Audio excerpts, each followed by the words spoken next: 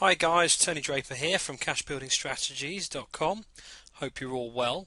I just wanted to put this quick presentation and video together for you because some people have been asking me about some of the basics of being able to set themselves up online, and I thought to myself, well, that's a fair point actually, because although I'm going to be going down the 7 hidden steps to online success, the fact is that I've already set my blog up, and therefore I've already got a domain name, and I've already got a host, and I've already obviously installed my WordPress blog and various other things. And those of you who have just joined me, you realise that I didn't even install that properly because I had problems with my comments.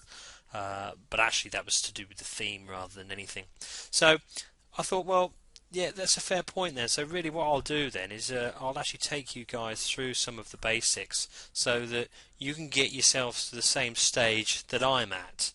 Because there's no point in me saying, well, I'm going to bring you along on the journey when actually we're not starting at the same level, or at least I'm not giving you an opportunity to get to that same level.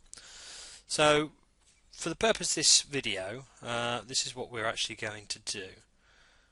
So what are the steps? We're going to search for a domain host. So this is actually someone or a company that actually will purchase those domains for you once you realize what domain you want, and then host that domain on their server. I'm not going to go into too much detail, but for this perspective, what it is just someone who's going to look after that domain name that you end up choosing. So we'll do a search for a domain host, and then we'll choose a domain host. If I'll be honest with you, right, there's one that I use all the time, so I'll do a search, but to be honest with you, I'll only really go through the one that I use. And the reason I use it is because it's so easy to use, so user friendly, and I've done the research on the prices, and this is no more expensive than anyone else. Then I'll go through signing up a new account with the domain host, and then how we search for a domain name. And once we've chosen that domain name, how we buy that. And then, although this sounds a little bit complicated, I'll show you how to point the domain at your server host. Now, at this point you won't have a server host, but I have. So whilst we're at this stage, I'll just show you how you can point your domain at your server host, which means that although it's being looked after by your domain host, it means that that domain is associated with your server host, which is where you put all your files, and the server host is the person that is the company that looks after your files, and you need to sort of link the two together. So it's all very basic, but I know for some of you that if you haven't done this before, this might be a bit new and a bit technical. But to be honest with you, just bear with me because it's not really technical. And as always, there'll be a comments box underneath the video, which you can always leave comments, ask those questions, and I'll get back to you. And what I'll do as well is I'll probably leave a link to the domain host that I use anyway for you, so that you can actually go straight to it rather than search for yourself, but that's up to you. So once again, this is going to be a video on how to set up a domain, and let's crack on. So welcome back.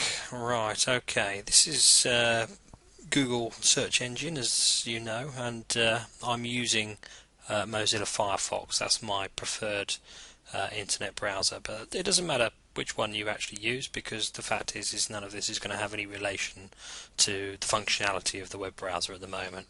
So first of all, what I'm going to do is I'm going to type in domain hosts into Google and see what comes up. Now obviously there's quite a few here, and really it's just a case of going in and sort of just having a look and seeing what actually appeals to you, really. Have a look at the prices, maybe have a look at what you actually get for your money. I mean, I'm just here 123 reg and cheap domains. There you go. So what have we got here? £2.79. Bearing in mind, if you're in the UK, got to have VAT on top. But you know, there's a domain search there. You can just search for a domain name. There's the prices. and then you can set up an account with them if they're the ones you're interested in. 123, there's another one. I mean, admittedly, I tried web hosting with 123. Wasn't very impressed with the usability. Wasn't very impressed with the support that you get from them. But I'll leave that up to you to make your own decisions.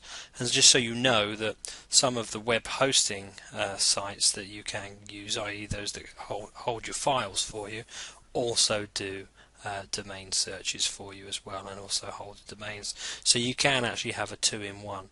I tend to not go for that because I don't like the fact of keeping all my eggs in one basket. I do like to be able to quickly purchase my domain names and then point them at my web host. So there you go. So there's a couple, for example, that you could possibly use. I'm not actually going to use one of those. I'm actually going to use one which I always use, which is let me just type it in here. There you go, it's already in there. So I use a site called domainmonster.com.